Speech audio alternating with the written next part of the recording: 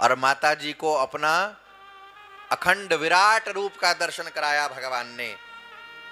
जैसे यशोदा जी को तो मुख में दर्शन कराया ब्रह्मांड घाट पर, इसीलिए उस घाट का नाम ब्रह्मांड घाट हुआ कि पूर्ण ब्रह्मांड का दर्शन यशोदा जी ने किया।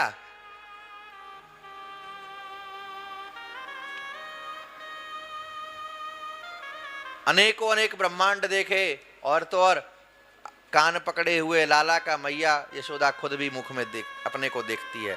ऐसे ही यहां कौशल्या जी को दर्शन कराया। रोम रोम में करोड़ों ब्रह्मांड दिखाई दे रहे हैं, अनगनत शिव ब्रह्मा यम वरुण इंद्र कुबेर सूर्य चंद्रमा, और मैया ने भी, यहां भी मैया ने देखा हाथ जोड़ करके माया खड़ी है भगवान के सामने,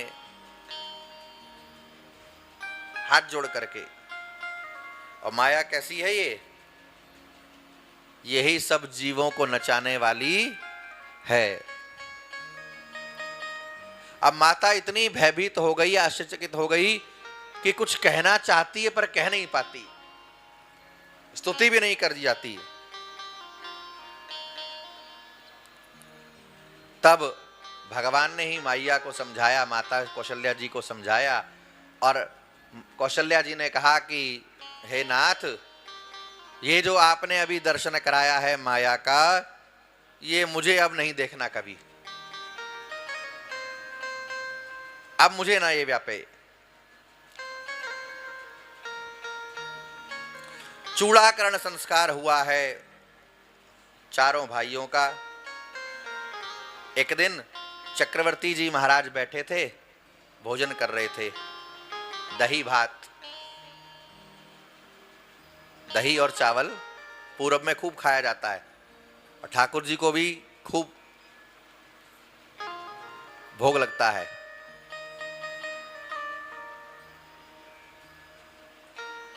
अब लाल जी खेल रहे थे जगमोहन में। चक्रवर्ती जी ने कहा कौशल्या जी से कि लाल जी दिखाई नहीं देते।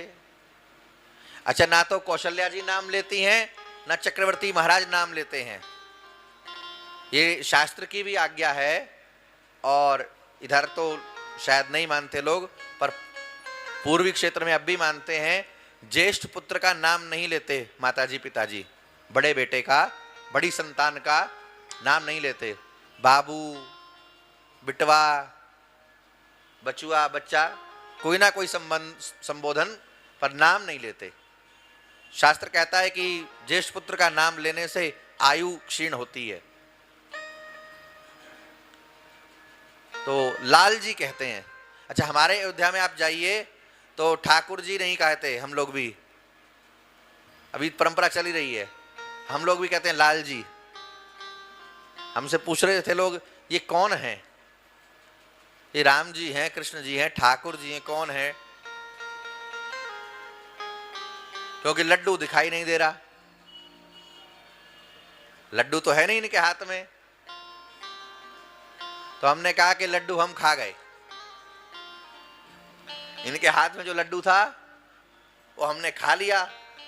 अब तो ये बेचारे हाथ दिखा रहे हैं, कह रहे हैं तसल्ली नहीं हुई, मेरा ही लड्डू खा गया। तो ये हमारे लाल जी हैं। राज ने गोद में बिठाया और बिठा करके बड़े प्रेम से दही और चावल खिलाने लगे। तो खाते खाते खाते खाते लाल जी ने मुंह भर लिया। अब मुंह फूल के हो गया कुप्पा। और जैसे ही पूरा मुंह भर गया, लाल जी उठे, उठ करके दौड़ पड़े, छोटे छोटे पैरों से दौड़ लगा दी। पैरों में बड़े सुंदर खड़ुआ डाले हैं मैया कौशल्या ने, जिनमें छोटे छोटे घुंघरू लगे हुए हैं। ठुमक ठुमक के चलते हैं और आंगन में पहुंचे, और पहुंच करके आंगन में जो मुंह में दही भात भरा था वो फुर्र करके सब उड़ेल दिया। अब इसी की प्रतीक्षा कर रहा था एक कौवा। जैसे ही मुख से दही भात गिराया लाल जी ने, कौवा आया और एक एक दाने को चुग गया और फिर बैठ करके देखने लगा। लाल जी फिर दौड़े गए,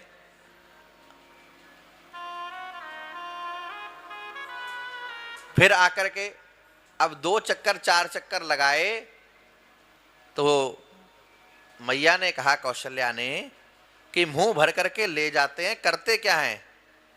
देखा तो जाकर के बाहर सब उगल देते हैं।